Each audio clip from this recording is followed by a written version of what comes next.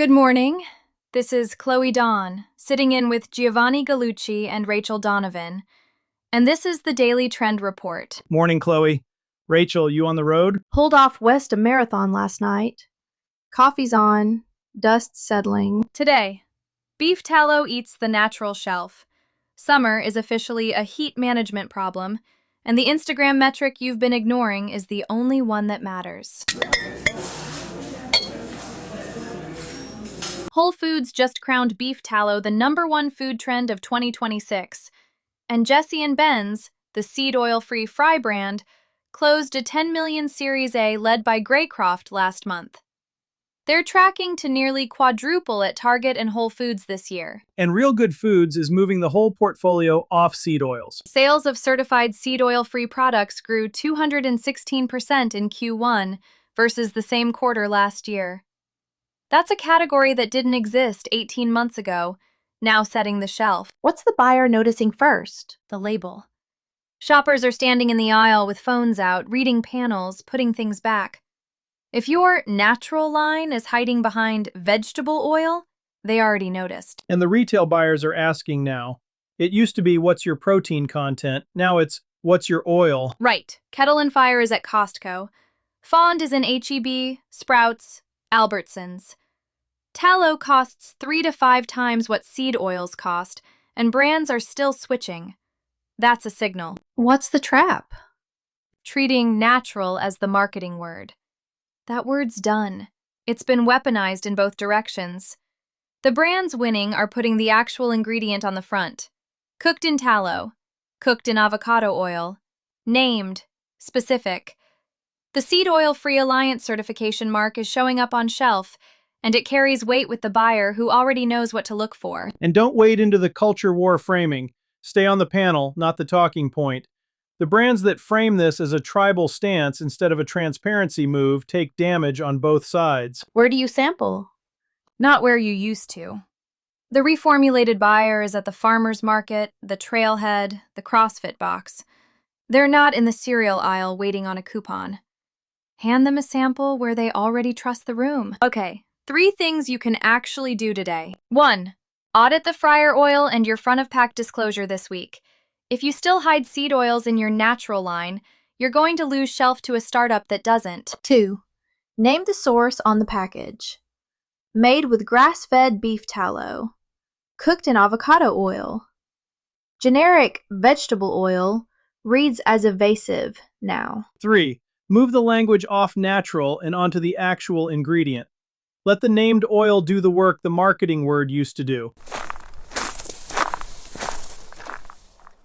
Summer's not a season anymore. It's a threat model. Say more. Apparel brands are shipping UV protective fabrics and phase change cooling textiles. Tent makers are putting solar reflective skins on canopies. Lantern and Nav brands are integrating heat-aware sensors with real-time weather. The category language is moving from ventilation to thermal regulation. That vocabulary shift tells you where the R&D budgets are going. So it's not a marketing pivot, it's a product brief. Right. Park Service visitor data shows 26 parks set new records in 2025, and the shoulder season is sliding. September runs about 10 to 15 degrees cooler and 40% less crowded than peak July at Yellowstone. People are voting with their calendars. So the September trip is the upgrade, not the consolation prize. Exactly. The brands who build product for hot July and appealing September own both halves of the summer wallet. The ones still selling the 2019 catalog are flying blind into a season 12 degrees warmer. And what's the look on the apparel side? Tonal, matte, low-vis logos. Quiet outdoors. The fashion conversation lined up with the physics. Cooling fabrics tend to read soft and earth-toned, not loud synthetic.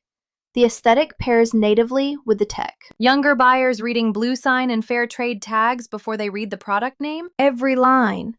Certification is part of the heat tech credibility now. Skip it, and the buyer skips you. And the campaign photography needs a reshoot too. Last decade's hero shot was a sweat-soaked summit. This year's is shade, ventilation, a hand on a cold can, Show the listener you understand the assignment. In the campaign's still hero-shotting Delicate Arch in July at noon, look out of step. Everybody who's been there in the last 3 years knows the trip starts at 5 a.m. or it doesn't start. 3 moves before we move on. 1. Lead summer SKUs with a heat management headline, not a hike time headline. Survival language is what's selling. 2. Frame September as a brand-owned season. Pre-position Yellowstone, Crater Lake, and Acadia trips as 40% less crowded with full payoff. 3. Get the certifications onto the tag and the product page. Bluesign, Fairtrade, the named cooling tech. Buyers are scanning before they read. Instagram rebuilt the ranking model. Likes barely count. Follower count barely counts. The 4 signals moving reach now are DM shares, saves, watch time, and profile clicks. 1 DM share is worth about 15 likes in distribution score. So we're done briefing for engagement. We're done briefing for engagement. The new question on every brief is 1 sentence. Who is the one person who'll text this to one other person, and why? If you can't answer that, you don't have a post. You have wallpaper. That's a different cast. Totally different cast. You stop hiring the telegenic spokesperson, and you start hiring the friend in the group chat who finds the weirdest stuff. The polish becomes texture. The 10 tips for X caption becomes, this is the thing you need to send your sister. And the saves? Saves are the long-term value signal. Frameworks, checklists, list structures, things people return to. Educational and story-led posts get saved at materially higher rates than dance or perfection content. So the carousel earns its keep if the user can reopen it on a Tuesday and still get value. And profile clicks? Profile clicks are the new conversion signal. When someone taps through after a post, Instagram reads that as the post did its job. So the post has to make people curious about who made it, not just what it said. That's where most brand pages keep losing. They talk like brands, not like people. How do you audit this? Pull your last 10 Instagram posts. For each one, write the name of one specific person who'd screenshot it and send it to one specific other person.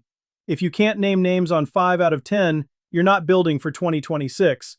You're building for an algorithm that doesn't exist anymore. And the company page versus the founder's face? Founder, every time.